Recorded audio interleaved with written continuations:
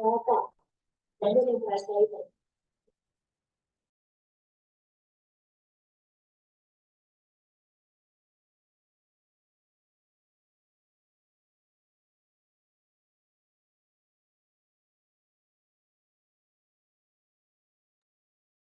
kita mulai ya kuliah kita pada malam hari ini.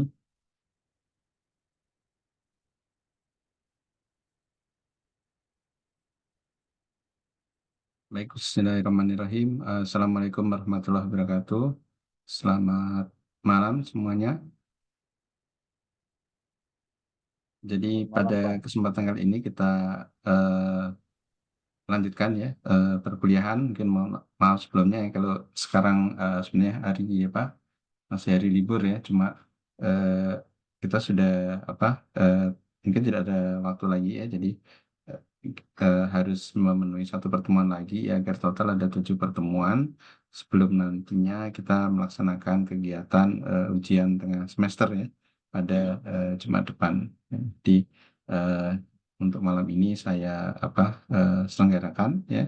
Jadi nanti bagi rekan-rekan yang mungkin tidak sempat ikut pada malam hari ini, nanti bisa menyimak ya rekaman yang nanti akan saya masukkan ya pada LMS ya. Jadi untuk slide yang minggu lalu, 2 minggu yang lalu sudah saya upload ya ke LMS, dan juga rekaman untuk YouTube ya. Jadi sudah saya upload juga, termasuk juga yang hari ini ya. Nanti akan saya eh, upload juga ke LMS.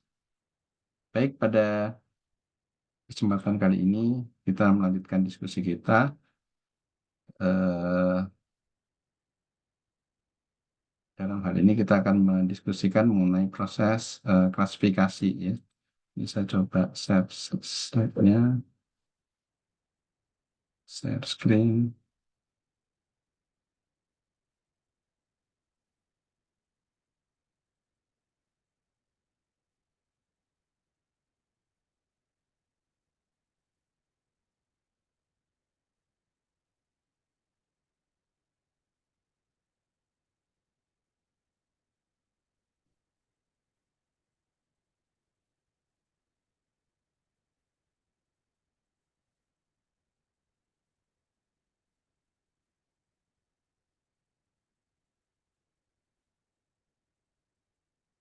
Ya, saya semua bisa melihat ya.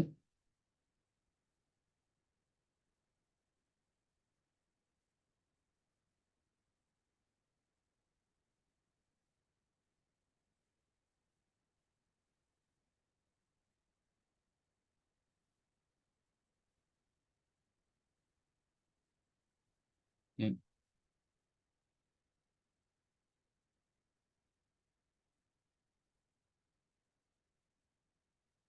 Oke, jadi pada hari ini saya akan bahas mengenai klasifikasi ya. Jadi eh, klasifikasi adalah salah satu bentuk analisis data yang bisa eh, melakukan ekstraksi model klasifikasi untuk menjelaskan kelas-kelas data yang penting.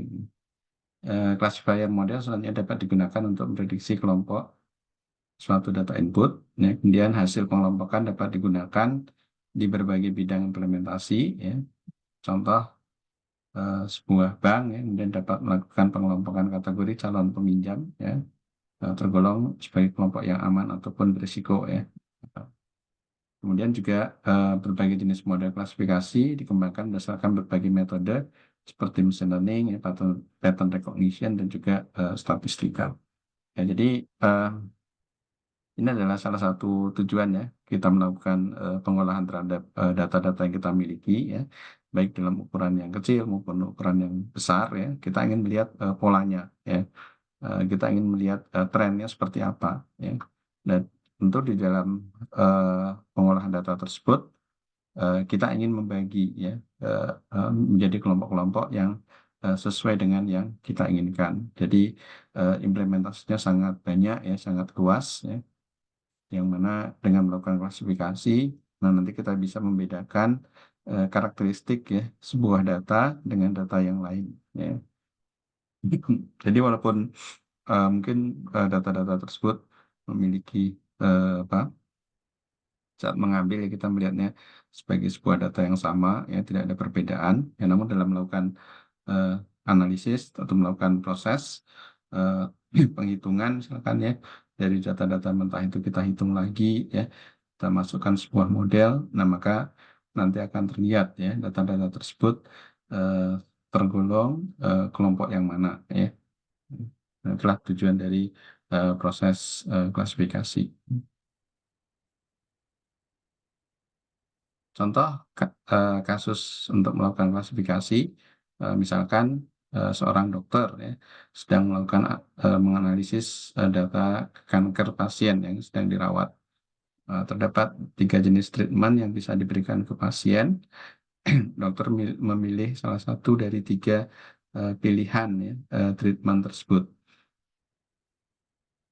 Tindakan klasifikasi jenis treatment perlu diberikan ya, agar dokter bisa memberikan eh, bisa memberikan treatment ya secara tepat dan aman.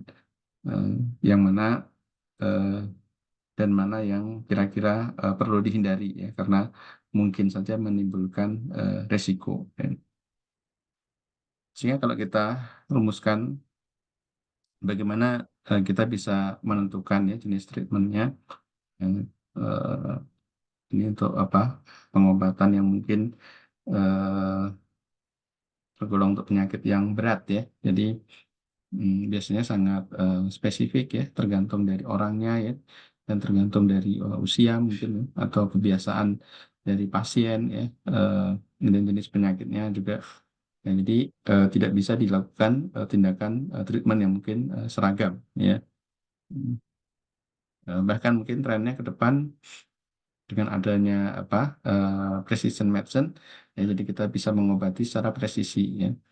Eh, Bahkan ke depan mungkin apa, hingga ke level katakanlah struktur ya, genetika kita ya. Jadi setiap orang kan tuh apa unik ya, beda dengan satu dengan yang lain. Sehingga dilihat dari struktur genetikanya, maka treatmentnya juga harus disesuaikan dengan struktur genetika ya, dari orang tersebut. Ya. Apakah dia memang memiliki apa, respon katakanlah yang lemah ya terhadap suatu penyakit tertentu. Nah, dalam hal ini mungkin belum sampai ya, sampai dengan apa level genetik ya. Nah, maka hal-hal yang bisa diamati atau yang bisa menjadi parameter untuk menghasilkan pilihan atau decision ya, pilihan treatment apa yang digunakan, maka harus dirumuskan ya, beberapa parameter ya. Misalkan ukuran ya, tipe dan level ya, atau tingkat keparahan ya, atau mungkin seberapa ganas ya, misalkan kalau ada tumor atau pun ada kanker ya yang ada di tubuh pasien misalkan ya. Kemudian apakah tumor tersebut eh, biasanya kan apa, mem- mem- membesar ya ukurannya ya, di tidak apa, tidak terkendali ukuran eh, semacam apa, jaringan tubuhnya ya, sehingga dengan ukuran yang membesar, nah ini apakah akan menekan organ-organ yang sekiranya penting ya.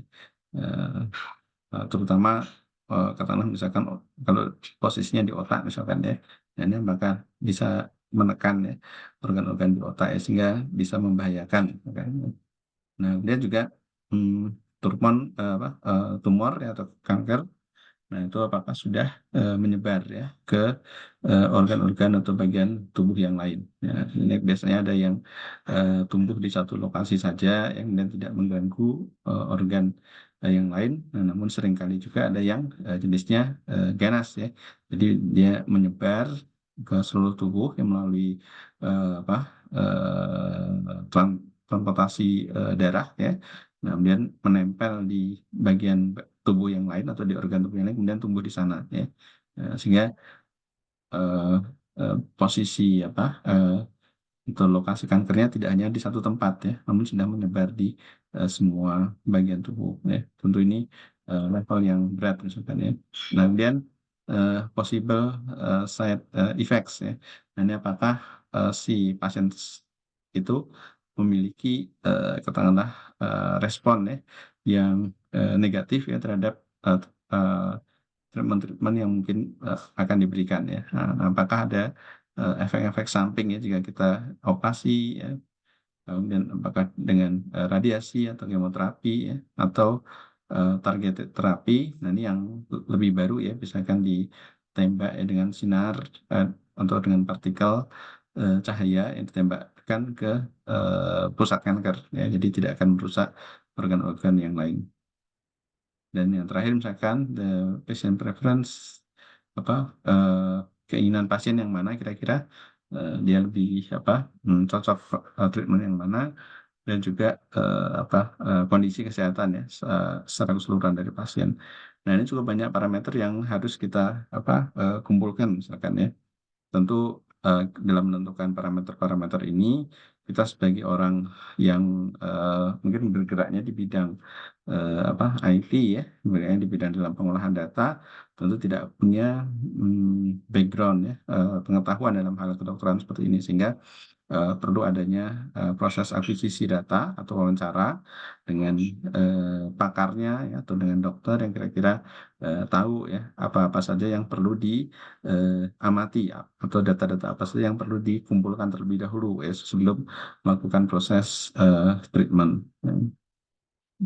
Nah, jika kita memungkinkan untuk mengumpulkan ya parameter-parameter seperti ini ya, mungkin dari catatan di rumah sakit ya, atau mungkin ada data-data dari pasien yang terkena kanker misalkan ya, dalam jangka waktu tertentu cukup banyak ya, kemudian data-data ini ada ataupun mungkin sebagian ada, ya. Nah itu sudah cukup ya digunakan untuk membuat sistem klasifikasi ini ya. Karena setiap data-data yang data-data riwayat yang sudah ada ya, nah biasanya selalu ada juga data yang ini kita anggap sebagai output ya. Jadi yang ini sebagai input ya. Ya, jadi eh, yang ini sebagai input ya, ini yang dimasukkan. Dan ini dari sekian parameter juga kita bisa menentukan ya parameter mana saja yang perlu diambil atau yang mungkin signifikan untuk menentukan outputnya ini. Ya. Nah, outputnya tentu ini ada 4 pilihan ya. Apakah dioperasi ya, apakah di radiasi ya, misalkan kalau di radiasi selain sel yang kena kanker kena, sel sebelahnya atau tetangganya juga akan kena ya. Jadi ini kemungkinan ada efek samping misalkan ya. Kalau kemoterapi juga ya, jadi sel-sel atau organ yang sebenarnya sehat juga akan terkena bahan-bahan kimia ya. Nah, kalau target terapi ini lebih canggih ya, cuma tentu biayanya sangat besar ya. Eh, Tidak semudah yang 3 treatment sebelumnya. Ya. Nah, data-data inilah yang harus kita kumpulkan ya. Jadi misalkan dalam satu record, dalam satu laporan, nah ini ada eh, hasil diagnosis atau hasil pemeriksaan dari dokter. Nah, kemudian di sini adalah treatment optionnya ya, treatmentnya apa. Nah, ini satu data point ya. Nah, jadi ini satu data yang ada inputnya dan eh, ada ada labelnya ya atau ada outputnya. Nah, tentu kalau dalam satu rumah sakit misalkan dalam jangka waktu tertentu atau mungkin dari layanan kesehatan yang lain ya, nah ini akan kita dapatkan jumlahnya banyak ya, catatan seperti ini. Dan juga nanti yang kita manfaatkan ya sebagai dataset ya, dataset untuk mengembangkan algoritma klasifikasi. Nah, sehingga kita nanti bisa membuat eh, pengolahan ya data dengan menggunakan program ya, dengan menggunakan algoritma klasifikasi untuk memberikan output ya sebaiknya treatment yang dipilih yang mana. Walaupun nanti apa pada akhirnya eh, itu hal yang umum ya.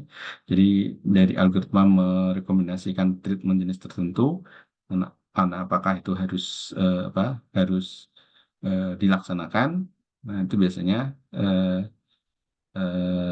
decisionnya sebagai alat bantu ya. Jadi keputusan akhir tetap ada di dokter ya. Jadi apakah menerima rekomendasi atau saran ya dari eh, aplikasi atau sistem. Ya.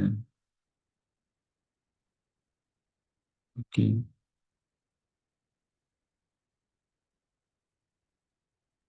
Contoh kasus yang lain juga misalkan contoh kasus yang lain misalkan dalam hal klasifikasi email ya, email eh, email spam detection ya, atau spam email detection ya. Jadi hmm, hal ini mungkin sering ya, sering kita atau mungkin rekan-rekan semua pernah mengalami ya. Jadi bagaimana eh, di email kita ya kita tiba-tiba mendapatkan apa email ya, dari orang yang tidak kita kenal atau dari entitas yang mungkin tidak kita harapkan ya. Eh, Kemudian biasanya apa eh, menawarkan ya, menawarkan ada uang ya, ada uang yang bisa dicairkan misalkan ya, untuk mungkin dia dari negara mana ya yang sedang apa sedang terjadi peperangan ya atau perang saudara kemudian si pengirim email mengaku ya bahwa dia keluarga ya dari penguasa sebelumnya ya, dan masih memiliki apa simpanan uang ya atau simpanan emas misalkan ya dengan jumlah yang sangat banyak ya di bank. Nah, kemudian harta tersebut apa tidak bisa dicairkan ya. Jadi hanya bisa dicairkan jika ada apa ada transfer atau pengiriman uang dalam jumlah tertentu ya. Jadi baru itu yang banyak itu akan bisa dicarikan semua ya. Nah, biasanya seperti itu ya temanya atau jalan ceritanya seperti itu. Nah, itu kalau kita melihat satu email seperti itu tentu biasanya kita langsung kategorikan ya, itu spam ya. Nah, ini bagaimana jika levelnya misalkan apa server ya, server misalkan email tersebut banyak yang masuk ya, jumlahnya banyak misalkan ya, untuk seseorang yang mungkin eh, menjadi target misalkan ya, jadi eh, jumlah spamnya sangat banyak sekali ya, kan, ya. Bisa puluhan atau ratusan misalkan ya. Nah, ini caranya bagaimana kita melakukan eh, deteksi ya, sehingga email yang kira-kira kita anggap spam atau kita anggap itu apa tidak sesuai bukan yang kita harapkan ataupun pengganggu misalnya seperti itu, nanti bisa difilter ya jadi tidak semuanya masuk ke apa inbox ya. Ya, sehingga pemilik akun email tidak perlu melihat satu persatu ya jadi yang masuk di inbox sudah benar-benar tersaring nah, seperti itu. Nah, sehingga sebagai output yang dihasilkan ya kalau kita ingin mengembangkan classifier algoritmnya itu misalkan apakah email ini adalah spam atau tidak ya. Jadi kalau ini biner ya. Beda dengan yang treatment tadi eh, outputnya ada 4 ya. Jadi ada bisa di operasi ya, bisa di apa, radiasi ya, itu bisa di kemoterapi ataupun ditembak ya dengan cahaya misalnya. Nah itu ada 4 outputnya. Nah kalau ini eh, outputnya hanya 2 ya. Jadi termasuk biner ya, spam atau bukan spam. Nah untuk menentukan ini eh, tentu banyak faktor yang harus eh, kita amati ya. Eh, Tentu yang kita pertimbangkan ya saat kita mengembangkan algoritma klasifikasi ya, atau classifier algorithm ya.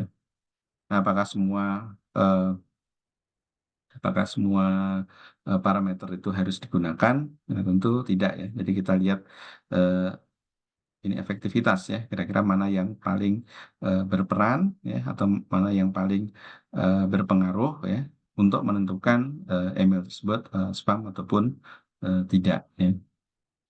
Ini beberapa contoh parameter yang mungkin bisa kita gunakan ya.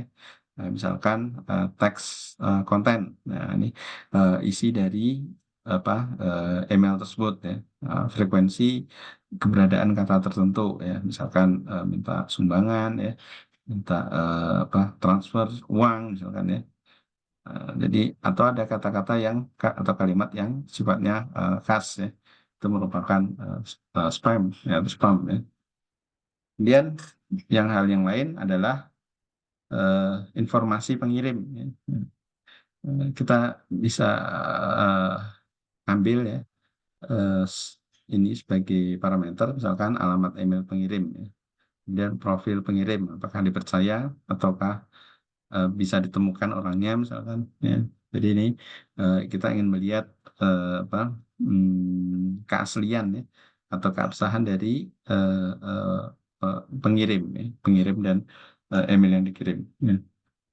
Kemudian metadata atau informasi-informasi yang mengikuti email ya, misalkan panjang judul ya, kemudian alamat emailnya, domainnya apa ya, kemudian waktu kirimnya kira-kira jam berapa ya, apakah eh, pada jam pengiriman yang wajar misalkan ya, atau berapa kali mungkin dalam sehari ya.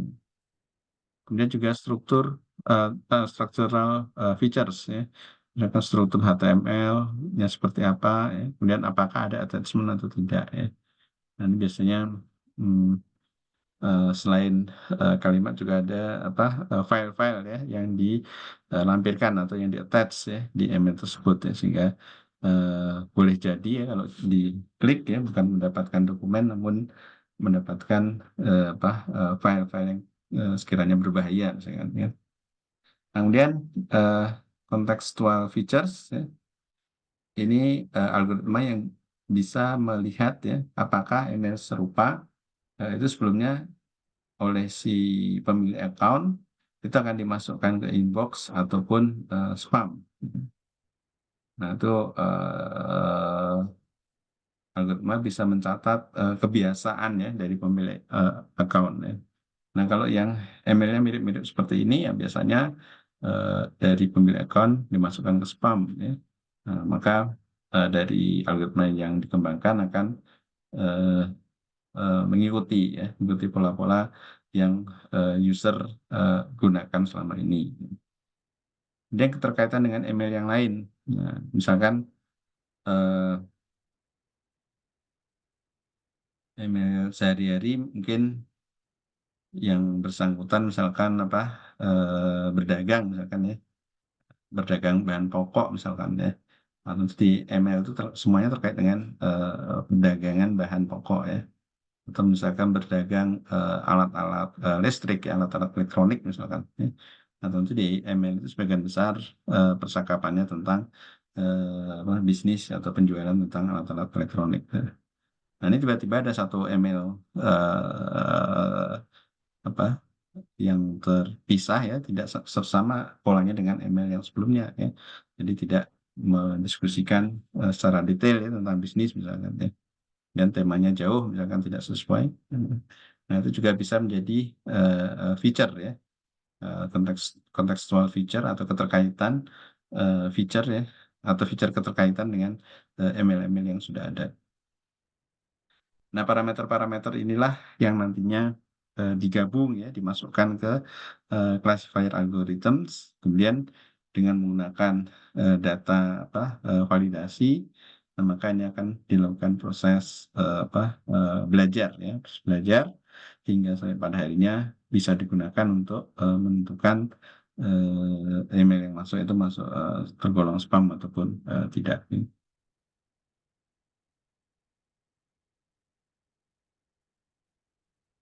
Nah, untuk tahap-tahap pembentukan model klasifikasi, klasifikasi punya dua tahap proses, ya, yaitu tahap pembelajaran, eh, konstruksi model klasifikasi, kemudian tahap klasifikasi, ya, model digunakan untuk memprediksi kelas ya dari data yang diberikan.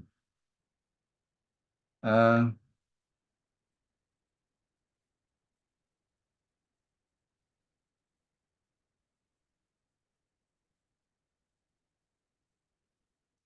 Sebuah classifier dibentuk dengan merumuskan feature ataupun ciri yang suatu kelas ataupun kelompok ya tadi sudah dicontohkan ya untuk eh, feature seperti apa ya.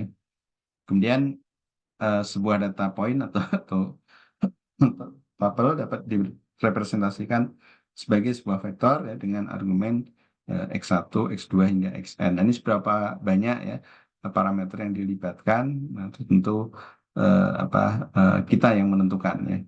Jadi sebisa mungkin untuk parameternya sedikit ya, tidak terlalu banyak, namun bisa memberikan decision yang akurat. Kemudian eh, data tuples pada algoritma klasifikasi juga bisa dianggap sebagai sampel ya, contoh instance, data point ataupun objek. Nah ini ya yang data-data ini merupakan eh, sampel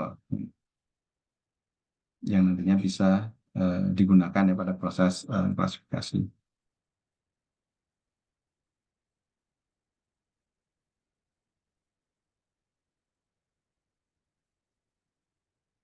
Oke, hmm, ini secara umum ya.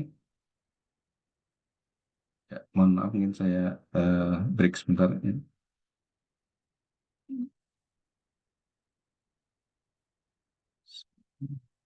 Hmm,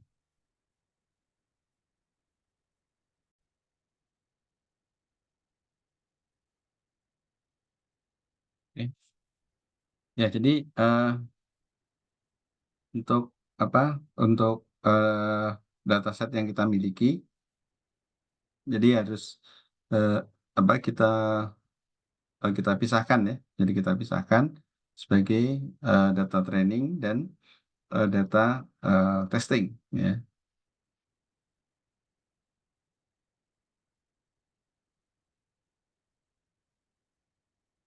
Jadi kalau ini tadi mengambil yang kasus tadi ya, yang apa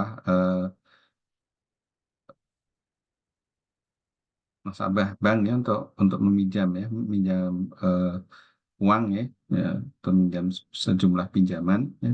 Kemudian di sini ditentukan parameter-parameternya, ada nama, kemudian apa umur, income, kemudian loan decision ya. Nah ini apa hasil keputusan ya. Jadi apakah beresiko ya? Beresiko ini maksudnya beresiko bagi eh, yang meminjamkan ya, itu dari pihak perbankan ya. Eh, Beresiko apa yang bersangkutan tidak bisa mengembalikan ya pinjaman tersebut ya. Kalau eh, eh, safe berarti aman ya. Berarti yang yang meminjam itu apa bisa dipastikan akan eh, mengembalikan ya, uang yang dipinjam. Ya. Dan dengan menggunakan data-data ini tentu jumlahnya sangat banyak ya. Ya tentu kalau ini apa kalau data-datanya dipublikasikan secara open biasanya itu tidak ada nama ya karena nama tidak apa tidak terlalu berpengaruh ya terhadap ini ya karakteristik orang ya. Ya walaupun mungkin ada namun tidak terlalu apa eh, tidak terlalu dominan mungkin pengaruhnya ya. Ya.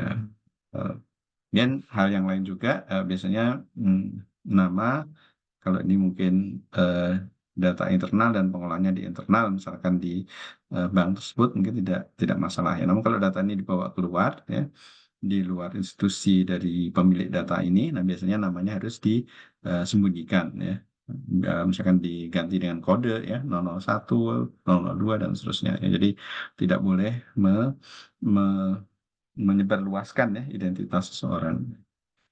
Nah, kemudian di sini age, nah, di sini ada muda, eh, middle age ya, tengah-tengah ya misalkan, dan senior ya sudah agak tua misalkan. Nah, ini kita yang menentukan kelompoknya juga ya. Kita buat eh, apa batasan-batasan angkanya misalkan, batasan-batasan umurnya ya. Kalau muda tuh usianya berapa ya. Mungkin muda diasumsikan muda dan dan apa eh, middle age ini adalah yang produktif ya, masih bekerja. Nah, kalau yang senior mungkin sudah pensiun. Ya. Kemudian dilihat dari apa income ya, dari penghasilan ya, mungkin dari catatan income biasanya 3 bulan atau 5 bulan sebelumnya misalkan ya, dilihat eh, apakah income-nya tinggi ya, rendah, sorry, apakah rendah, tinggi ataupun tengah-tengah ya, medium.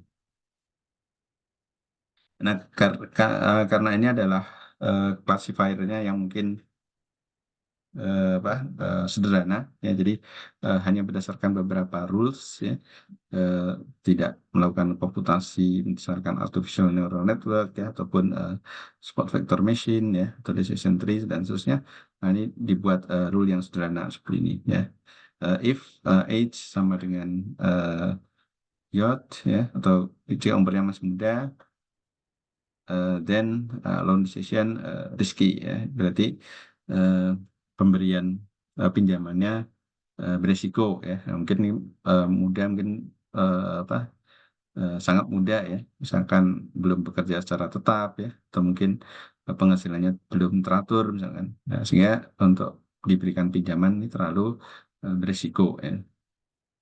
Namun yang role yang lain, jika income-nya tinggi, maka pemberian pinjaman aman ya. Dan jika umurnya sudah apa sudah eh, mendekati senior ya, tengah-tengah, kemudian income-nya juga rendah ya, tidak terlalu tinggi. Nah, maka dengan melihat dua parameter ini, maka loan decision-nya juga risiko ya. Jadi kalau apa diberikan pinjaman dikhawatirkan tidak akan bisa mengembalikan. Nah, dengan data-data yang sangat banyak dan eh, pola-pola tertentu yang bisa dikelompokkan, maka kita bisa membangun ya classification rules seperti ini ya. Tentu untuk menentukan apakah ini berisiko dan tidak, perlu ini ya, perlu hmm, apa hmm,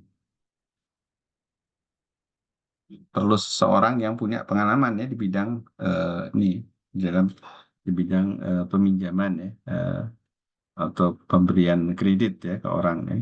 Nah, karena dengan eh, pengalaman orang tersebut dia bisa eh, merumuskan ya dari sisi ini ya, apakah masuk yang risiko ataupun aman ya. Dan biasanya supaya apa objektif untuk memvalidasi rules juga, jangan hanya satu orang ya, mungkin lebih dari 3 orang ya. Eh, Misalkan ada rules seperti ini dengan umur sekian ya, kira-kira apa ya. Nah, ini mungkin ada yang jawab risky, ada yang menjawab safe ya.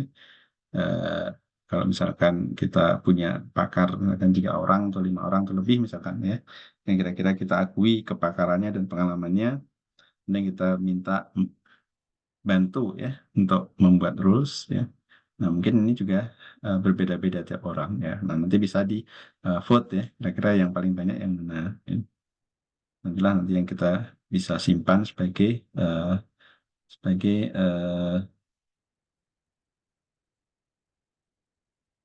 kita, kita simpan sebagai rules ya. Hmm. Nah, kemudian eh, setelah rules ini kita bentuk, nah kemudian ada data-data yang eh, sudah kita ketahui outputnya atau loan decision-nya. Nah, ini sebagai data uji ya. Ya, ini kita uji, kemudian kita lihat eh, kesesuaian dengan kesesuaian dengan ini kan ada apa label ya, ada label, kita masukkan data yang diuji yang ini ke rules. Nah, nanti hasilnya apa? Nah, kalau misalkan hasilnya adalah safe dan risky dan safe, nah, 3 ini ya. Nah, ini sesuai dengan apa hasil yang kenyataannya. Nah, ini hasil dari classification rule kan. Maka ini kita sebut classification apa rule-nya sudah oke ya, sudah bagus. Karena ada hasil ya, ada hasil dari data test ya, yang hasilnya sesuai dengan rules ya, sesuai dengan test data yang kita kumpulkan ini. Nah, kemudian jika ada data-data yang baru yang masuk, nah, ini bisa kita ujikan ya. Nah, kalau di tes data ini akurasinya 95% kan.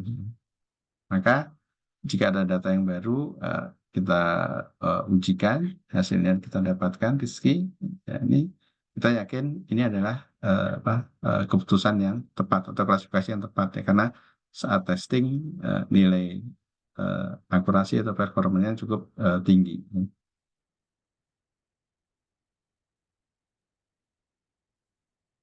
Oke, sampai di sini ada yang ditanyakan, silakan.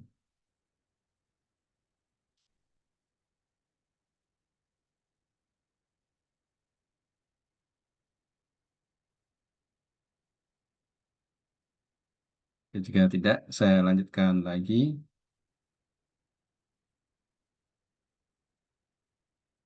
Oh ya, silakan.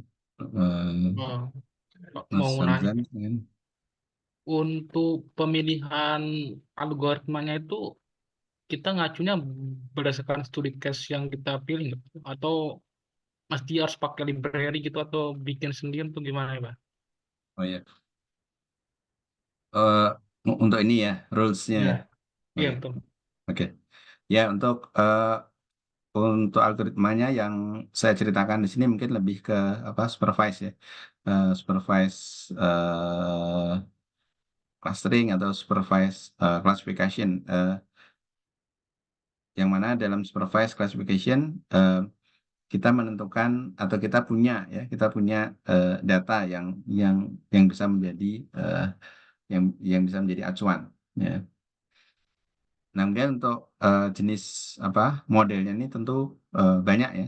Ini model-model atau algoritma di machine learning misalkan yang supervised classification atau supervised clustering itu apa saja itu banyak ya. Nah, jadi bisa apa yang paling populer misalkan SVM ya, spot vector machine ya, ataupun kita buat apa decision tree ataupun random forest misalkan, atau artificial neural network ya. Nah, itu juga semuanya supervised ya. Jadi kita punya ini ya yang sorry.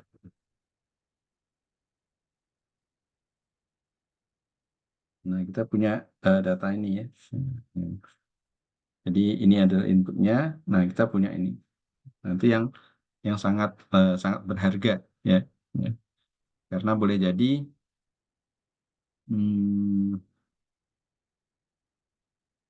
kalau kita kembali ke tadi ya, yang kanker tadi ya, ya dengan karena yang mungkin yang sakit kanker sedikit misalkan ya tidak terlalu banyak, ya, maka data yang seperti ini kita punyanya sedikit ya.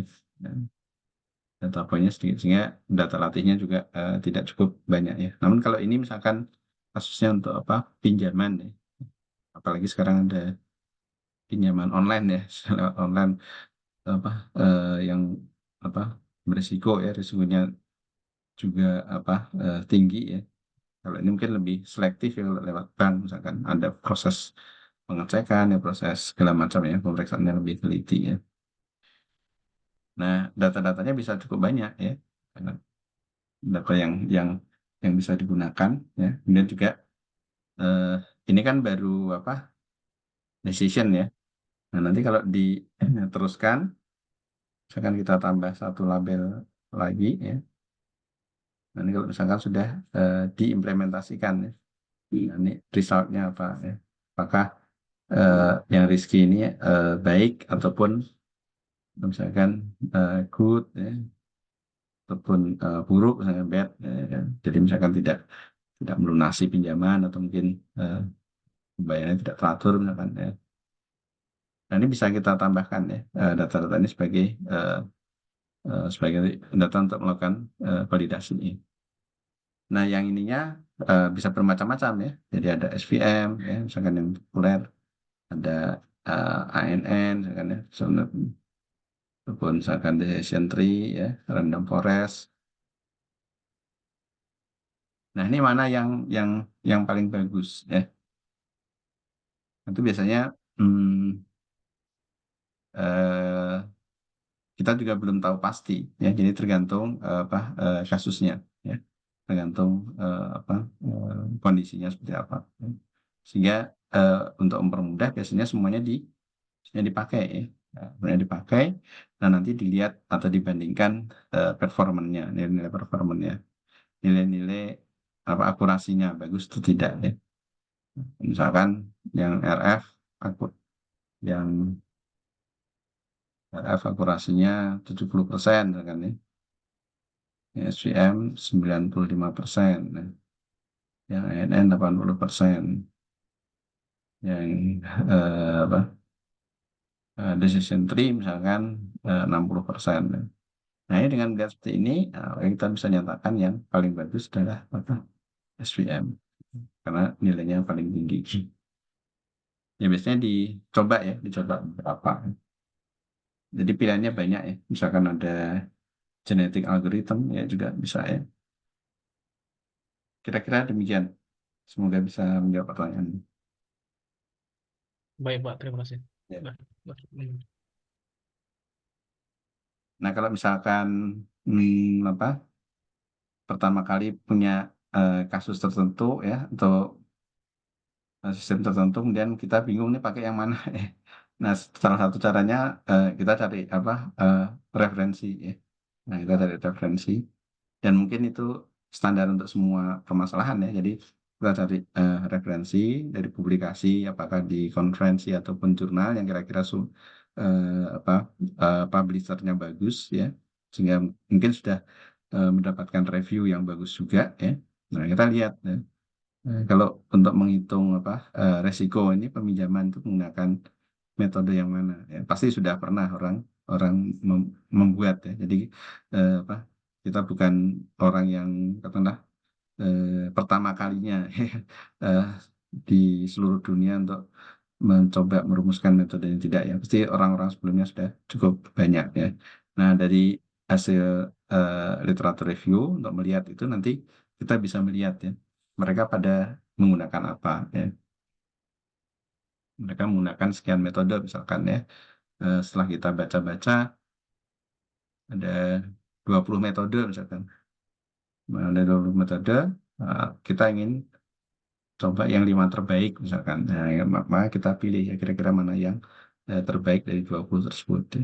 Jadi tidak lantas kita kerjakan juga ya ke 20 itu untuk tidak eh, tidak efektif ya. Ya, jadi dari 20 kita lihat mana yang hasil yang paling bagus ya, paling robust misalkan atau mungkin sudah diimplementasikan di data-data yang real misalkan. Nah, misalkan dari 20 kita pilih 5 atau 7 yang terbaik misalkan. Nah, dari situ baru nanti kita coba ya seperti ini. Eh, Coba seperti ini. Nah, ternyata hasilnya paling tinggi misalkan 90%.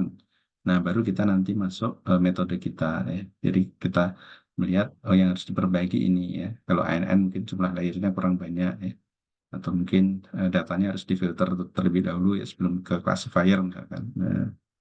Nah, baru nanti dilihat hasil performan dari yang kita usulkan. Nah, nanti kita bisa bandingkan ya, apakah metode yang kita usulkan itu lebih baik atau tidak ya dari yang 5 terbaik tadi. Ya, kira-kira seperti itu ya, eh, rules-nya ya, atau mungkin alurnya sehingga kita bisa mendapatkan metode yang terbaik. Ya. Karena eh, untuk pengolahan data seperti ini memang beda-beda ya, tergantung dari kasusnya atau tergantung dari permasalahannya. Ya. Oke, bisa lanjut.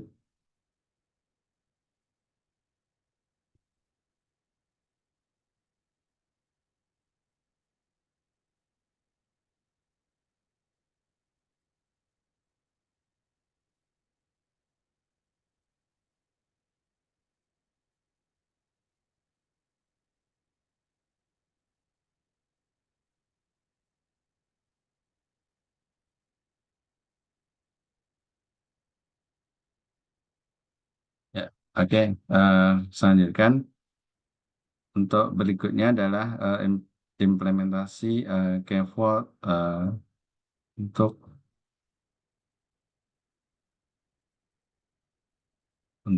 cross eh, validation ya. Kira-kira ini maksudnya apa ya? Jadi eh, jika tadi kita melakukan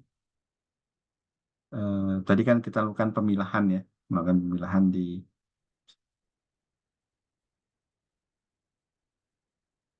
sini ya. Jadi pemilahan mana yang training dan mana yang testing. Ya. Dan dalam key vault cross validation juga kita melakukan hal yang sama ya. Jadi kita melakukan pemilahan mana yang menjadi eh, training dan mana menjadi testing. Nah, namun di sini ada apa semacam proses eh, perulangan ya. Jadi proses perulangan yang mana tidak dilakukan sekali saja ya, dari data yang kita punya, dari data set yang kita punya, ya, namun ini dilakukan secara bergiliran. Ya. Jadi misalkan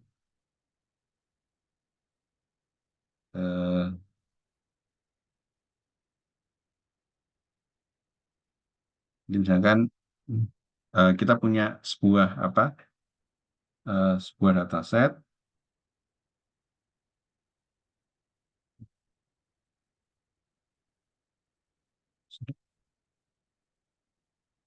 ya. Jadi kita punya sebuah dataset kemudian kita bagi dua training dan testing ini proporsinya biasanya 70-30 atau mungkin 80-20 ya. Jadi 80% untuk training dan 20% sisanya untuk tes ya. Kemudian dari data training kita gunakan untuk membuat model ya. Nah, modelnya dengan menggunakan machine learning tadi ya, apakah SVM ya, ataukah menggunakan apa artificial neural network, menggunakan yang supervised. Nah, kemudian dari model ini dengan masukkan data training kita akan dapatkan apa hasil ya. Nah, hasilnya dibandingkan dengan data tes ya.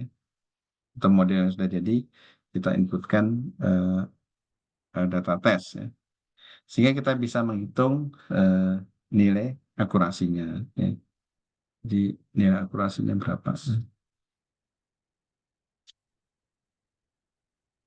Nah, ini dilakukan pada tahap pertama ya. Jadi pada tahap pertama eh, kita gunakan data ini, kita bagi karena 70, ini 30 kan. Nah, tahap berikutnya atau ini 75 ya.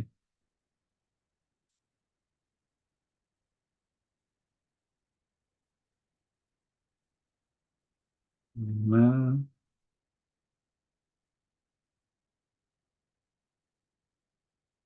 25 ini. Atau ini 3/4, ini 1/4. Ya. Nah, jadi yang eksperimen pertama kita lakukan yang ini. Jadi kita gunakan hmm, data tesnya untuk melakukan tes ya. Kemudian eh, 3 blok yang lain, data setnya kita bagi 4 ya. 3 blok yang lain yang 3/4 ya. Nah itu yang menjadikan sebagai apa data training. Ya. Nah ini eksperimen pertama selesai. Sehingga nanti kita bisa dapatkan performance parameters ya, akurasi dan seterusnya. Nah, kemudian kita selesai, kita pindah ke eksperimen yang kedua. Nah, caranya gimana?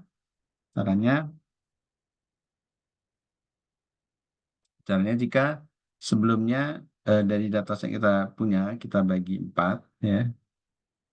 Satu D3 itu sebagai tes, D1, D0, D1 dan 2 sebagai training. Nah, nanti ini tetap dibagi 4 yang sama, anggotanya tidak berubah, cuma pemilihan kelompoknya yang dibedakan. Ya. Sehingga untuk yang eksperimen yang kedua, D0-nya yang semula sebagai data training sebagai data tes. Kemudian D3 yang sebelumnya data tes akan menjadi data training. Sehingga data training ini adalah D1, D2, dan D3. Kemudian dilakukan proses training sehingga didapat akurasi. Nah, akurasi itu kita simpan sebagai performan yang kedua, ya.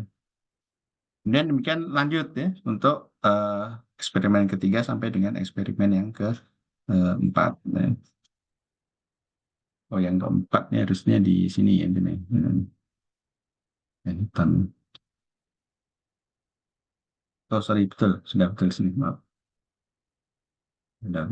Jadi ini yang apa, sudah menempati di tempat-tempat yang ada.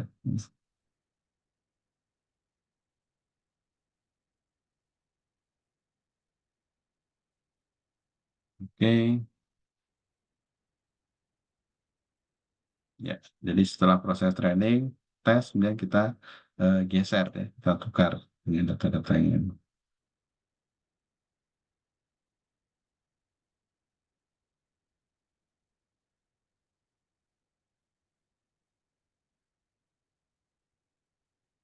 oke.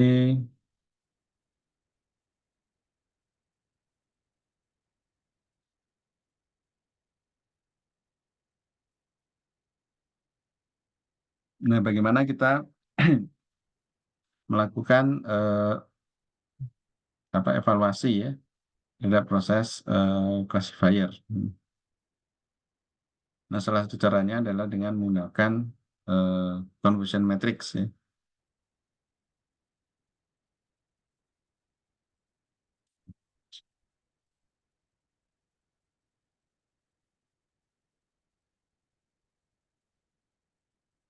Ini dalam conversion matrix kita mengenal adanya beberapa istilah ya, yaitu true positif ya, true negatif, false positif, dan false negatif.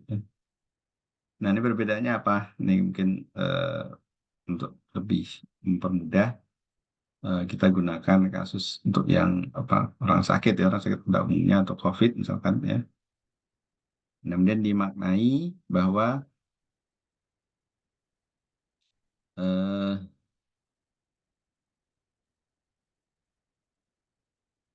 bahwa hmm, jika kondisinya positif ya, maka orang tersebut akan menderita COVID, dan negatif jika tidak menderita ataupun sehat. Nah, sehingga ada beberapa kemungkinan ya dari kondisi tersebut.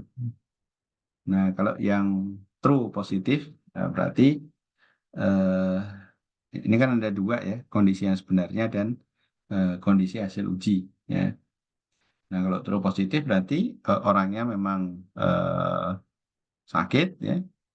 Kemudian ketika dideteksi dengan alat bantu misalkan, nah ternyata memang kondisi sakit. Nah, ini kita sebut true positif. Nah, kalau yang true negatif ya, eh, jadi orang yang sehat atau tidak sakit ini terdeteksi sehat. Nah, ini yang bagus juga ya. Jadi kondisi real sama dengan kondisi hasil uji. Ya, jadi kondisi yang nyata emang orangnya sehat dan tidak sakit. Kemudian setelah dideteksi hasilnya sehat juga. Berarti ini sudah sesuai. Nah, kalau yang false positif, ini orangnya tidak eh, sakit atau orangnya sehat ya, tapi terdeteksi sakit. Nah, ini apa bahaya ya. Jadi orangnya yang harusnya bisa berpergian ya, kalau COVID ya, namun harus di karantina misalkan ya, karena terdeteksi sakit. Ini adalah false positif ya, maksudnya positifnya itu salah ya, false, tidak tepat ya. Di positifnya dia sakit, padahal tidak ya, sehingga positifnya adalah false ya. Nah, kalau false negatif ini kebalikannya ya. Ini orang yang sakit terdeteksi sebagai sehat atau tidak sakit. Ya, jadi eh, negatif COVID ya, tapi false ya. Tidak sesuai. deteksinya. Ya, berarti orang yang sakit terdeteksi sehat. Ya. Jadi negatifnya yang keliru. Nah, tujuannya apa kita mengumpulkan seperti ini? Nah, kita ingin memetakan ya antara kondisi sebenarnya dan hasil prediksi ya dari classifier algorithm. Ya. Nah, kemudian kita akan dapatkan seperti ini, berapa banyak ya. Kalau misalkan jumlah datanya ada 100 misalkan, nah nanti akan terdistribusi di 4 sel ini. Ya. Mana yang true positif, yang mana yang true negatif, ya, mana yang false negatif dan false positif. Nah, kemudian setelah kita dapatkan angka-angka ini di conversion metric, dan kita bisa hitung ya akurasi, precision, recall, dan F1 score. Ya. Nah, kalau akurasi misalkan kita jumlahkan saja ya yang true positif berapa, true negatif berapa, kemudian dibagi dengan jumlah secara keseluruhan. Ya. Kalau precision, true positifnya berapa dibagi true positif plus false positif. Ya, mungkin ini rumus-rumusnya yang bisa dihitung dari confusion metric yang kita dapatkan.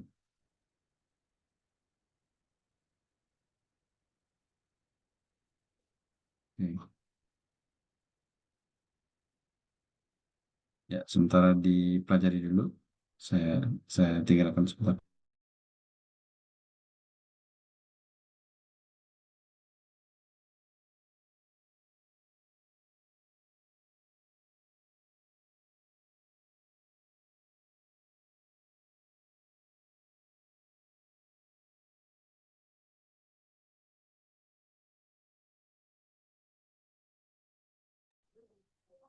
Saya lanjutkan.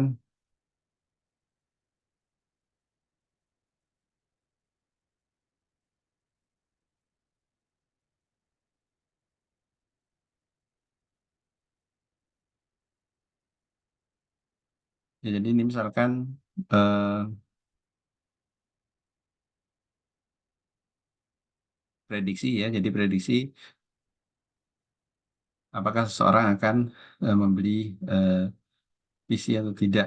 Ya, jadi mungkin setelah ada apa campaign ya, ada promosi misalkan ya, ada promosi atau mungkin eh, dilihat jumlah orang ya mungkin masuk apa ke dalam toko ya, dalam toko kemudian dengan karakteristik tertentu ya, misalkan apakah dari usia ya, atau mungkin dari sisi dia jalan-jalan dengan keluarganya atau dengan jalan-jalan sendiri misalkan ya, kemudian profesinya misalkan ya.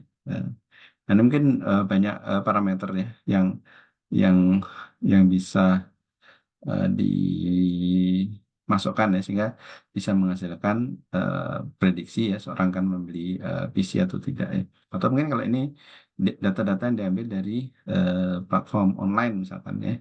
Platform online direkam aktivitas ya, aktivitas dari orang tersebut ya. Mungkin bukan hanya PC misalkan apa laptop misalkan ya. Nah, setelah membrowsing katakanlah produk-produk laptop ya di platform online misalkan lihat-lihat atau mungkin tanya juga ya. Nah, dan ini hasil akhirnya apa? Apakah lanjut membeli atau tidak? Ya.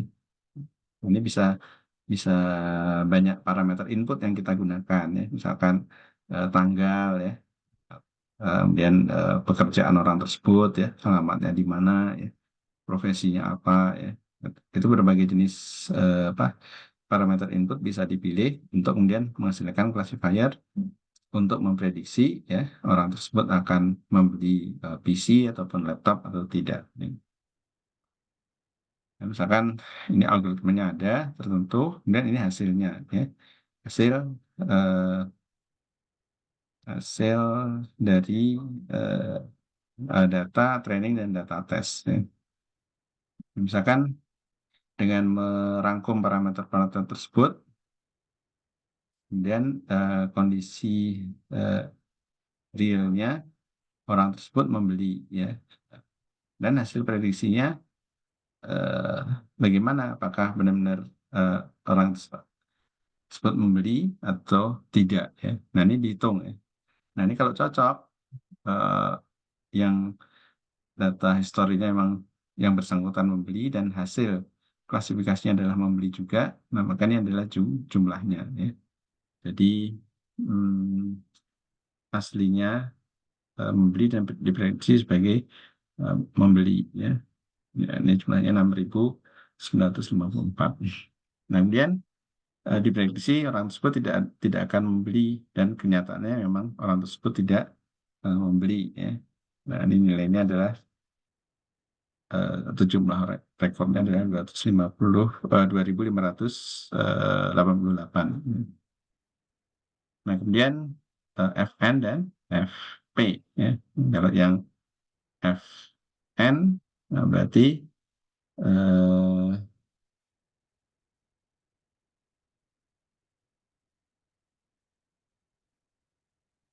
yang ini ya.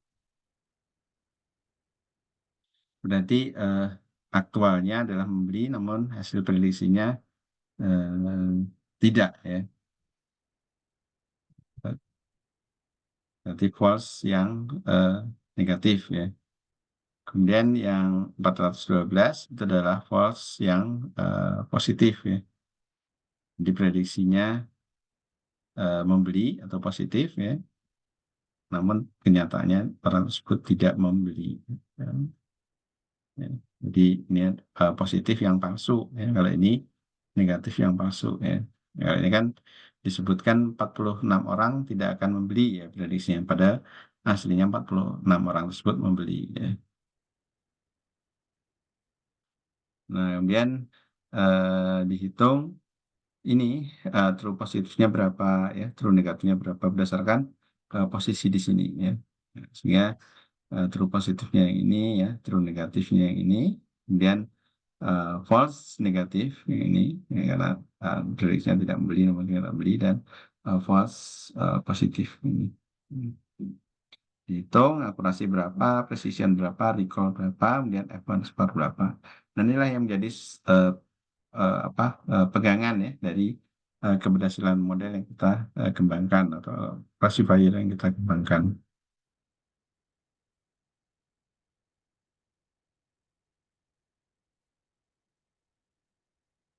Nah, bagaimana dengan multi-class classification? Ini agak agak kompleks ya.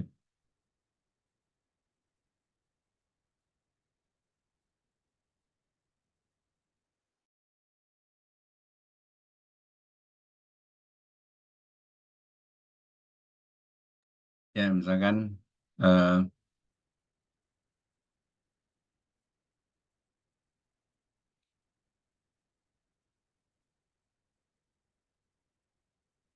untuk eh, ini objek, dan misalkan untuk klasifikasi apa buah ya, klasifikasi buah yang true positif itu adalah kan adalah objek apel diprediksi sebagai apel di sini ya. Sama-sama ini. Nah, kemudian yang true negatif objek bukan apel diprediksi sebagai eh, warnanya tidak sesuai ya. Oh ya, ini mungkin secara umum dulu ya. Ya, secara umum jadi kalau kita yang melihat eh, saya ceritakan di sini aja dulu. Eh, kita ingin melihat secara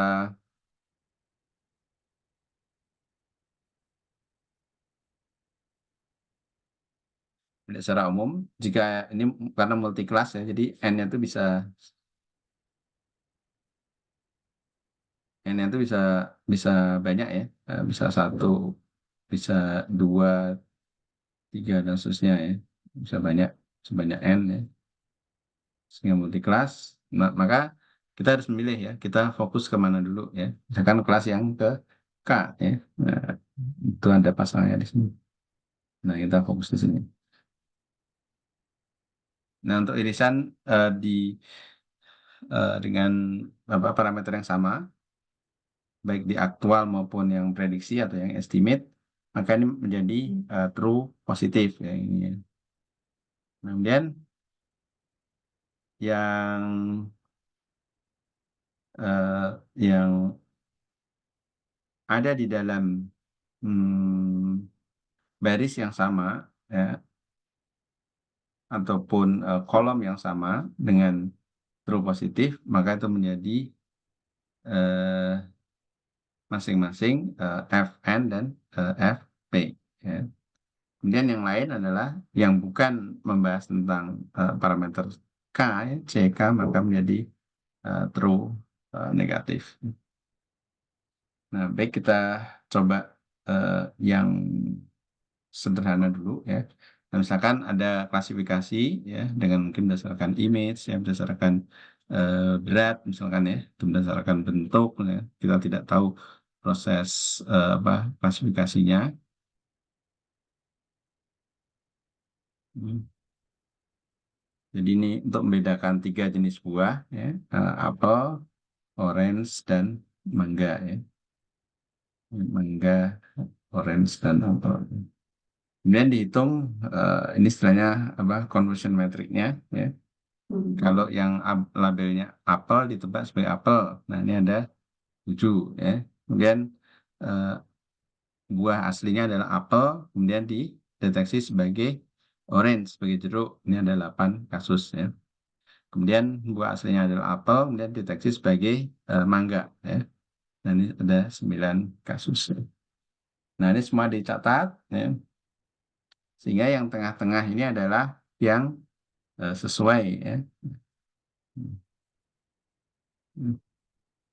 Maka dengan gambar seperti ini eh, kita bisa melihat yang eh, true positif ya adalah yang ini ya. Jadi objek aslinya apel kemudian diprediksi sebagai apel ya 7 ya. Kemudian yang true negatif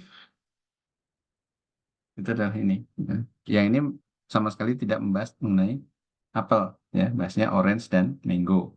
Kemudian jawabannya juga antara orange dan mango. Ya. Walaupun mungkin salah ya, aktualnya orange dijawab mango ya. Atau aktualnya mango diprediksi sebagai orange, misalkan. Nah, tapi itu tidak kita perhatikan antara dua ini ya, karena kita fokusnya ke apel ya. Sehingga eh, dua apa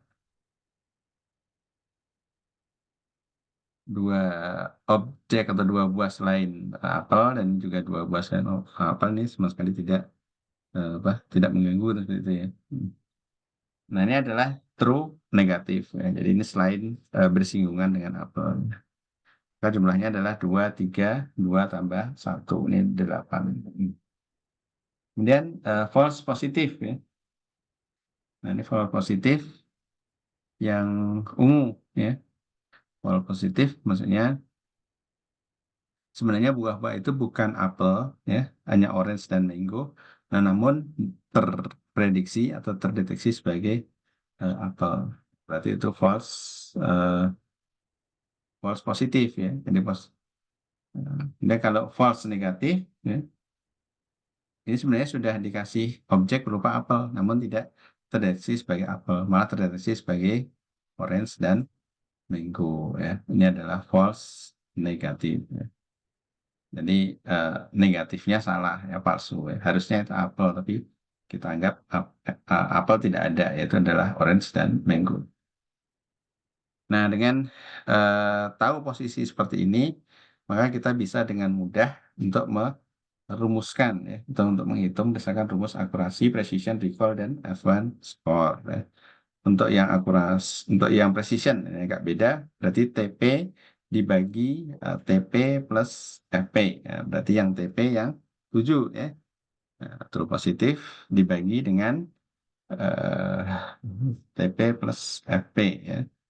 False positif yang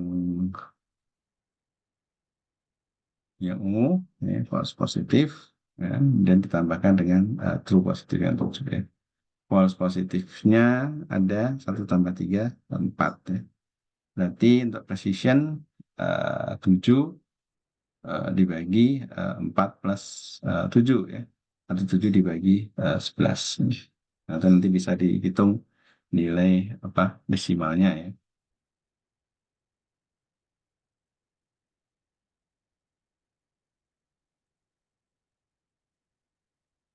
Oke.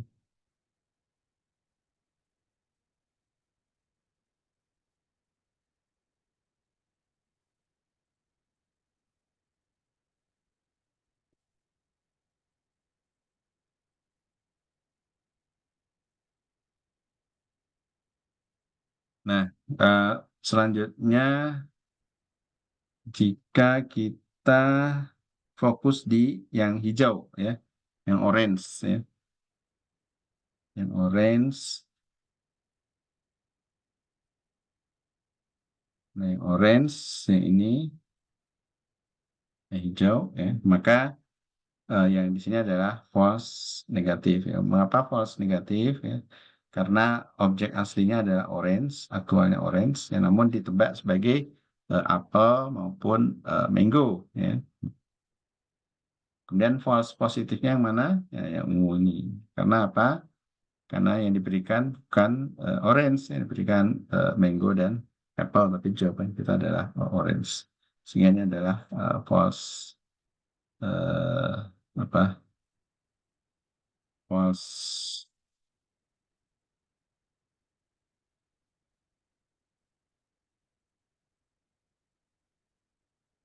false positif ya. Nah, false positif. Ini kita bisa hitung nilai apa performanya.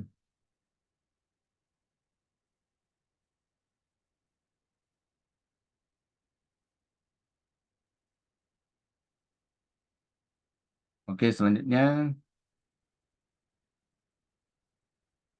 coba dihitung apa TP, TN, dan FP, FN-nya berapa? Nah, dengan asumsi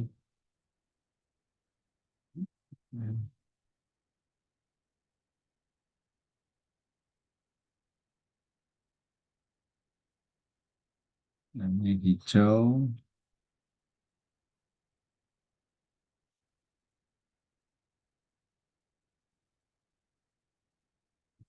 kan,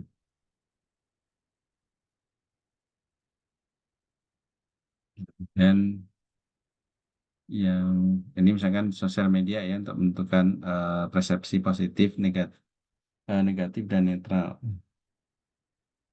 Nah, yang netral berapa performanya pertanyaannya mungkin. Kemudian eh, yang ungu ya, false positif. Yang ungu berarti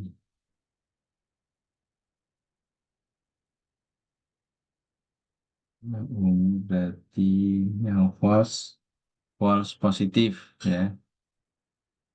False positif yang ini.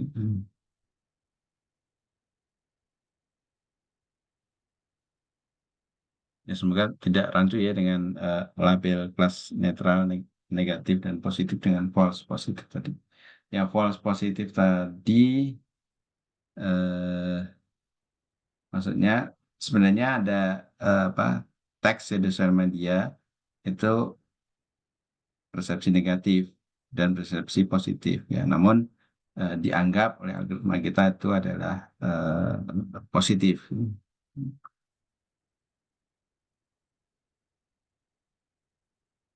Itu dianggap itu semuanya apa netral ya, sehingga apa menjadi false positif. Sedangkan merah ya. Nah, berikutnya adalah yang merah. Ya. Nah, itu adalah false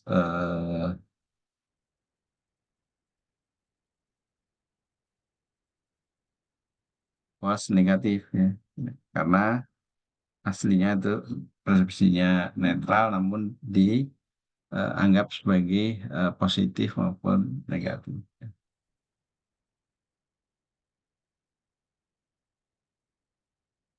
Kemudian yang coklat sekarang.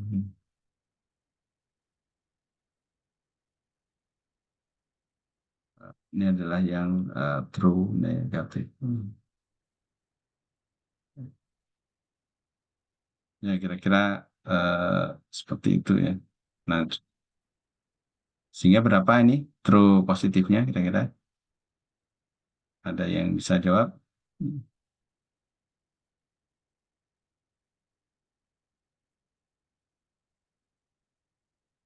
True positifnya berapa? True positifnya berarti yang hijau ya. Hijau. Hmm. True negatifnya berarti yang coklat. Ya. Kemudian false positifnya berarti yang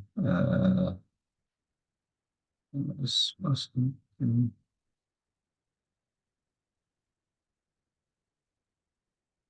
berarti yang ungu. False negatif berarti yang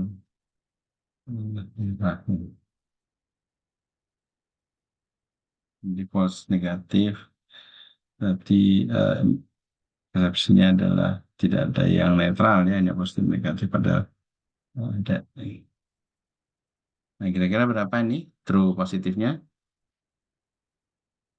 Berapa? Ada yang bisa jawab?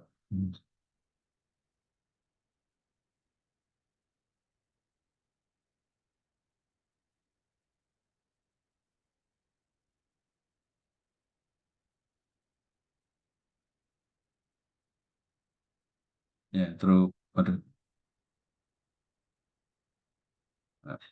positifnya berapa? Positifnya adalah 10 ya.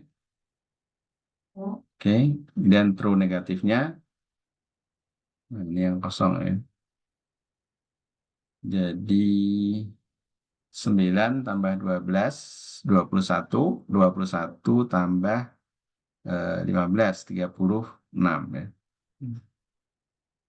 Kemudian yang false positif 4 dan false negatif 10. Ya, kira-kira seperti ini ya. Kemudian dari nilai TP, TN, FP dan FN, nah, kita bisa hitung performanya. Baik, ada yang ditanyakan sampai di sini?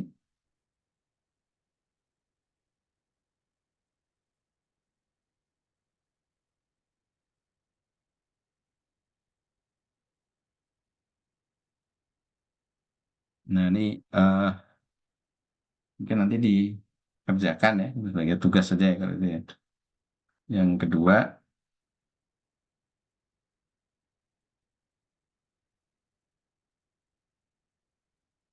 yang ini misalkan kita punya apa classifier algorithm yang bisa melihat stok ya atau persediaan minyak goreng misalkan yang di pasaran ya. Kemudian bisa diklasifikasikan ya. Mungkin parameternya apa kira-kira? Parameternya mungkin harga ya, harga minyak goreng di pasaran ya. Kemudian eh,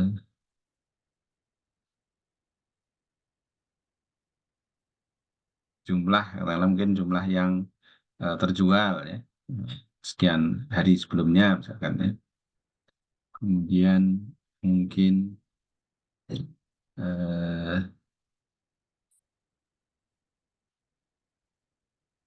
mungkin tren ya, tren penggunaan minyak goreng misalkan ya, tergantung tanggal ya, atau hari-hari misalkan ya.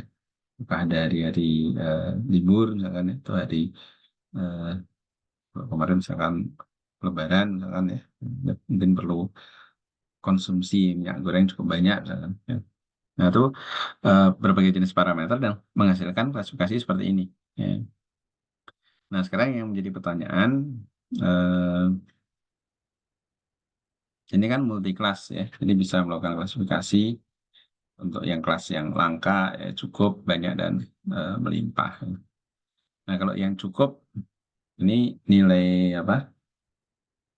Performan parameternya berapa ya? Untuk yang cukup. Nah, ini ya. Nah, nanti dicari precision ya, recall yang F1.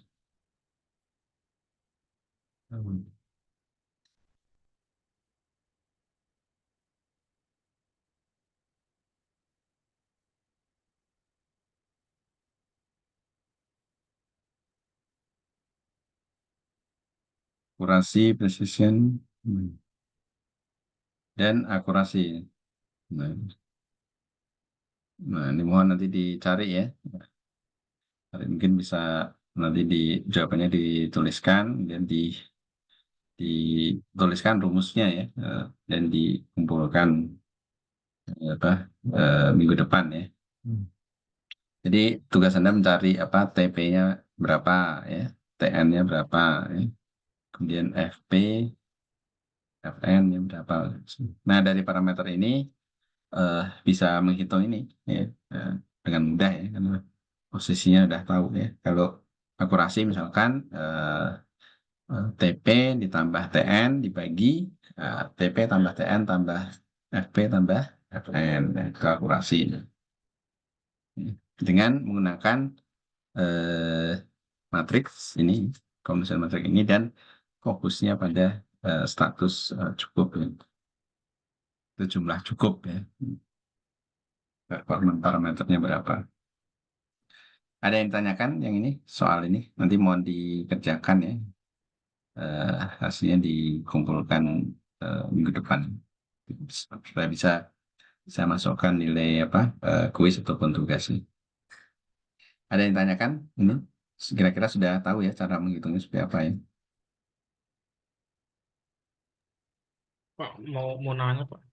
Ya, Yang contoh sebelumnya tuh masih boleh digeser nggak slide-nya? oh ya, bentar. Contoh yang ini,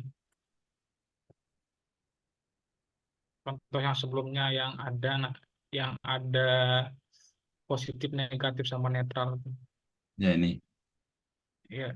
Nah, Hmm. tadi kan eh false positifnya itu angka 1 sama 3. Angka 1 itu kan ikut juga ya. 1 dan 3 kan. Nah, itu kenapa bisa masuk netral ya? Masuk di false positifnya. Oh iya.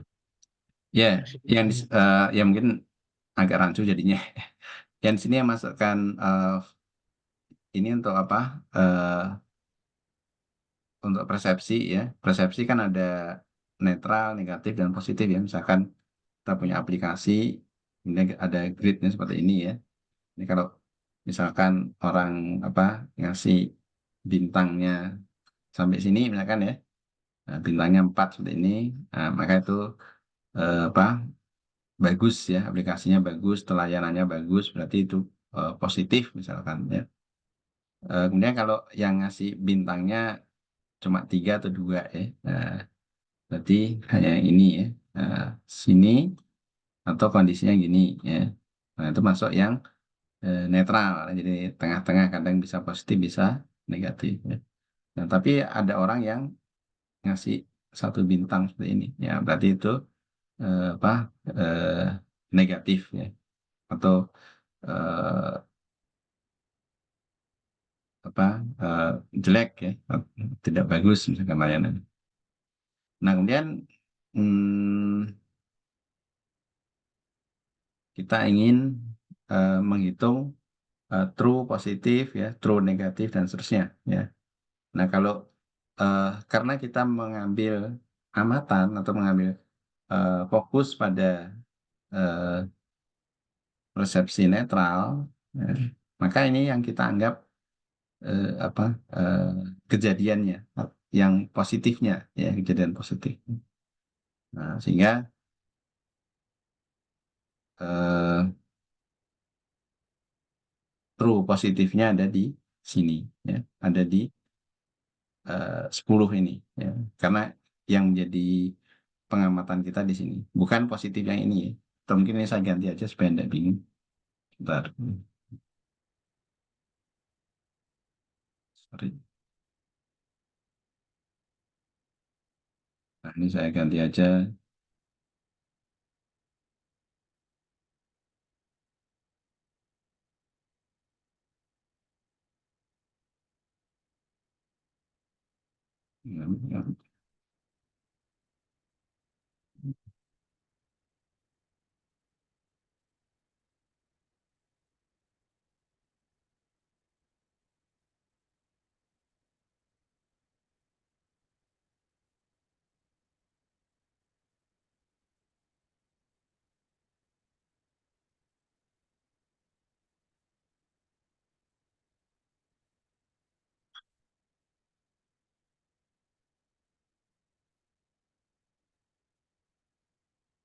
Nah, ini ya, semoga supaya enggak apa confuse ya, bingung ya. Ya, jadi eh, orang berikan apa persepsi atas aplikasi atau sistem kita atau layanan kita dengan baik, buruk dan netral ya, atau sedang ya. Nah, sekarang kita ingin fokus ke yang netralnya ya. Aplikasi yang atau sistem klasifikasi yang kita buat apakah memang sudah bagus dia mendeteksi yang netral ya. Pertanyaannya kan seperti itu kan. Maka kita eh, kita definisikan yang netral itu sebagai eh, titik atau sebagai area yang kita amati ya. Sehingga positifnya itu kalau peristiwa positif kalau eh, diperoleh nilai netral.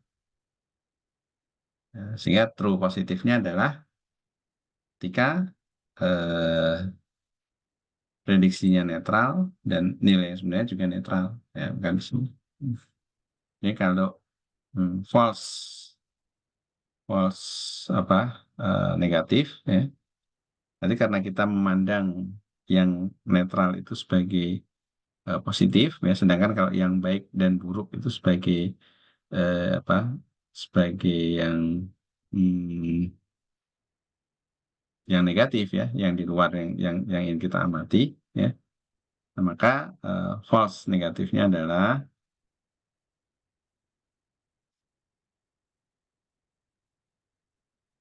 false negatifnya adalah yang saya coba yang ini ya, ya kan? Mengapa disebut false negatif ya? Karena sebenarnya dia adalah positif ya, sebenarnya adalah netral, namun terdeteksi sebagai kondisi baik dan buruk ya. Sehingga ini adalah yang ini. Dan kalau false positif ya, false positif data input yang diberikan itu sebenarnya yang buruk dan baik, namun diprediksi di sini sebagai netral. Ya. Nah, jadi sesuai dengan yang apa kita harapkan ya netral. Berarti ini false positif. Jadi Udah terdeteksi paham, Pak. sebagai netral, namun sebenarnya dia buruk dan baik. Ya. Nah, kalau Nah, yang di luar ini, di luar ini itu di luar pokok bahasan atau kelompok netral ya, buruk dan baik saja. Ya, maka ini semuanya true negatif. Ya. Jadi kita tidak terlalu melihat ya apakah ini cocok atau tidak. Ya, ya silakan kira-kira mungkin. makasih Pak udah ngerti. Ya, Tenang.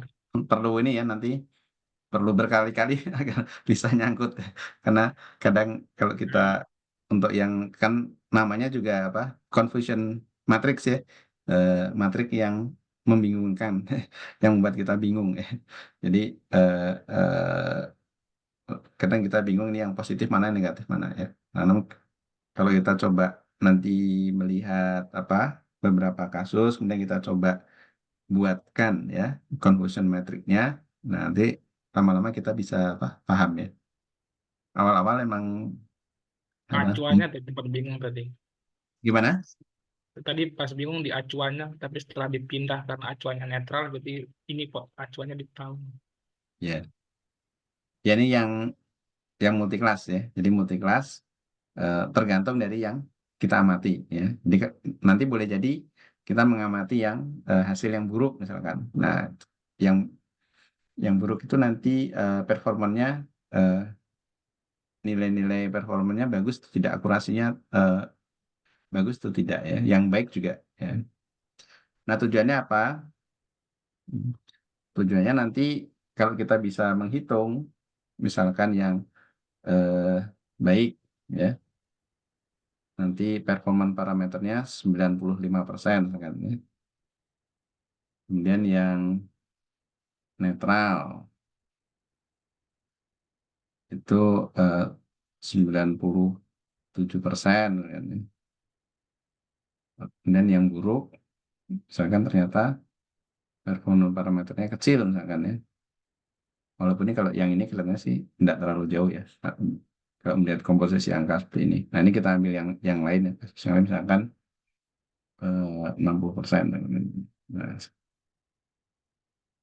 Nah, dan melihat hasil ini, hmm,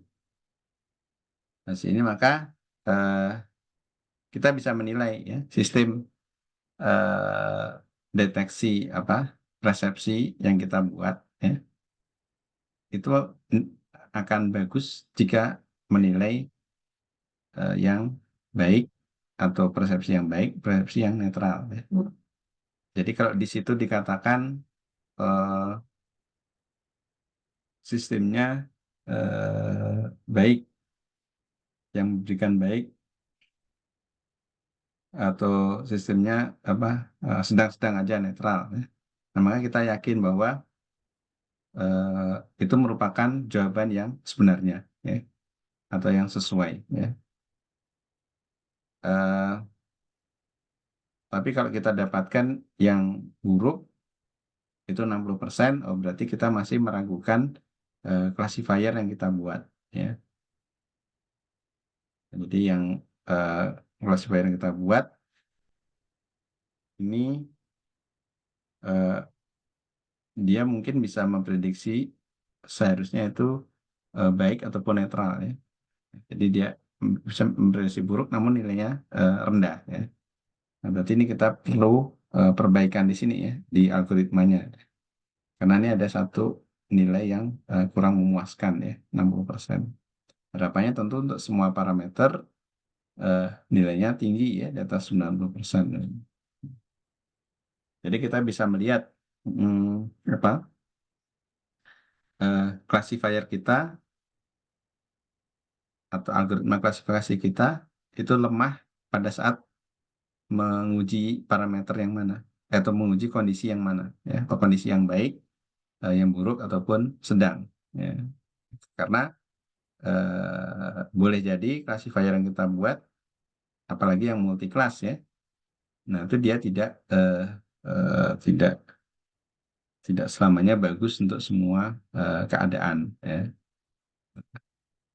Jadi kita bisa memilah-milah. Jadi kita tidak bisa dengan jadi kita jangan atau kita jangan terlalu memudahkan ya mengklaim nih algoritmanya bagus ya untuk semua jenis keadaan.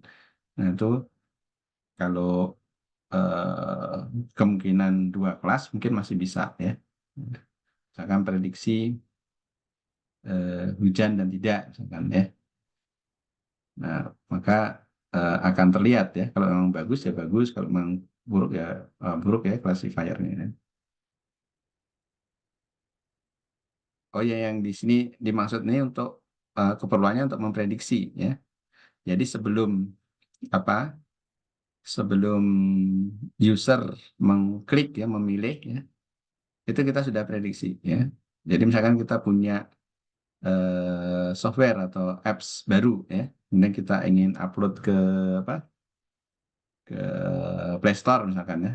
Nah, kalau Android misalkan upload Play Store. Nah, sebelum aplikasi itu kita launching, nah kita bisa memprediksi ya. Ya, ini kira-kira nanti respon orang lebih banyak yang mana ya, baik, netral ataupun buruk. dengan menggunakan apa data-data sebelumnya. Ya. Misalkan kita akan launching aplikasi, kita punya beberapa versi misalkan ya. Versi yang ke-0, versi ke-1, versi kedua, versi ketiga ya. Nah, itu kita sudah launching sampai versi ketiga kan misalnya itu. Dan kita punya data-datanya, kalau usernya seperti ini, maka dia akan memberi eh, komentar atau review yang bagaimana, yang baik, buruk ataupun netral. Kalau usernya profilnya seperti ini, user yang lain atau user ini menggunakan aplikasi apa saja ya, atau dia berasal dari mana ya, maka nanti dia akan memberikan respon atau persepsi yang mana ya, baik, buruk atau netral. Ya, karena kita sudah melonceng jenis aplikasi yang sama namun versinya beda-beda ya, versi 0, 1, 2, 3, 4, nah, sampai ke 4 misalkan. Data-data apa respon dari user sudah kita kumpulkan. Nah, kemudian saat kita akan launching yang aplikasi tersebut yang sama versi yang kelima. Dengan data-data sebelumnya kita sudah bisa menghitung ya, sudah bisa memprediksi kira-kira nanti respon dari user itu bagaimana ya, lebih banyak yang mana, yang baik, buruk ataupun netral ya. Mengapa bisa memprediksi? Nah, karena sudah menggunakan data-data saat launching di versi-versi sebelumnya ya, versi ke-0, versi 1, 2, 3, dan 4 ya. Di datanya diambil, kemudian dibuat untuk training, kemudian dites, kemudian ditampilkan dalam conversion metric seperti ini. Ya. Jadi semua ini classifier itu digunakan juga untuk apa? Memprediksi, ya. Dan memprediksi dengan menggunakan input-input parameter yang mungkin sangat beragam kan. Ya.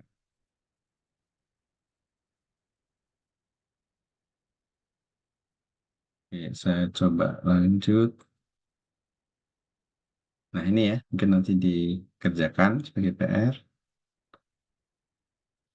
Nah, lanjut ke tadi ya, yang apa, keyword validation, yang ini, yang ini. Nah, jika eh, datanya sudah terdistribusi dengan baik ya, maka dengan 4 kali eksperimen, ya, dengan 4 kali eksperimen,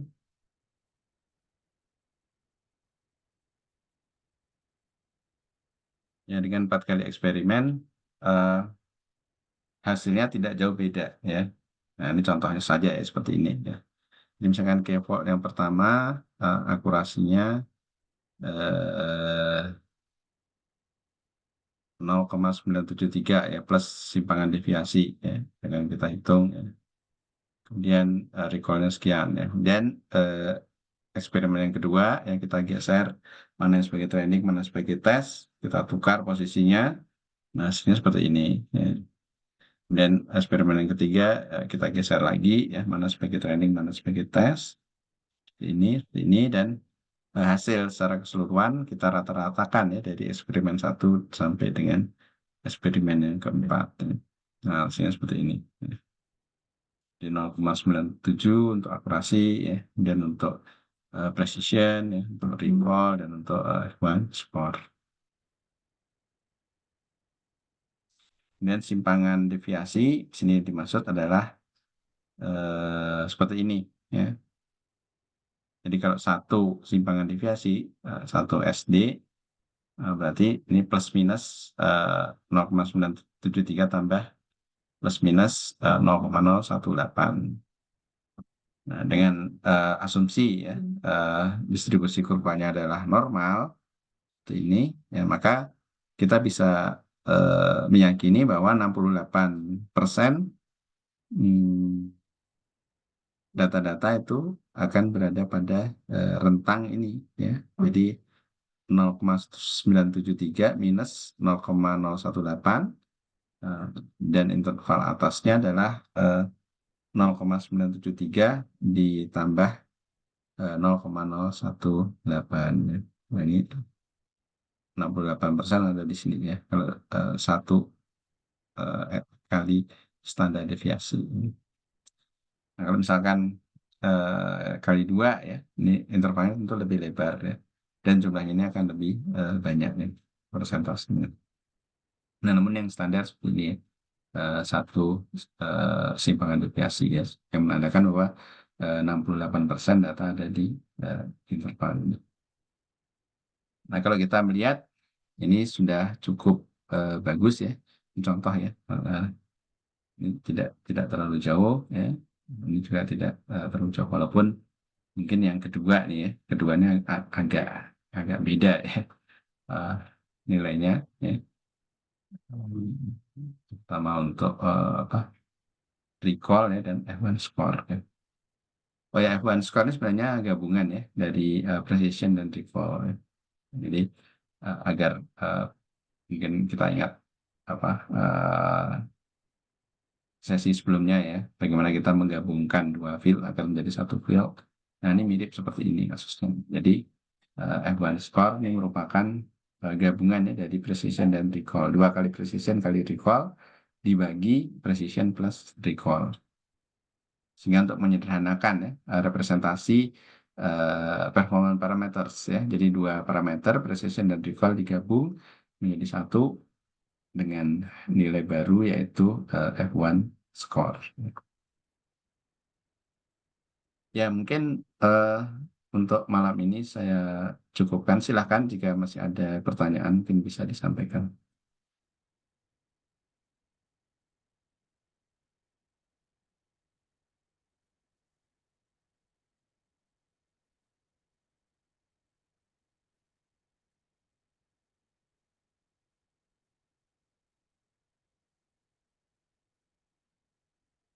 Baik, jika tidak ada pertanyaan lebih lanjut, mungkin saya cukupkan ya pertemuan kita pada malam hari ini. Jadi tadi saya berikan satu tugas tadi ya, dengan menggunakan satu apa conversion matrix yang untuk minyak goreng tadi. Mungkin nanti saya coba apa tampilkannya sebagai tugas yang nanti di LMS. Mungkin nanti Anda bisa menjawab melalui menu ya yang ada di LMS. Baik, terima kasih ya atas kehadiran dan perhatiannya pada malam hari ini. Insya Allah kita bisa jumpa ya pada minggu depan untuk kegiatan apa UTS. Sekian, terima kasih. Assalamualaikum warahmatullahi wabarakatuh.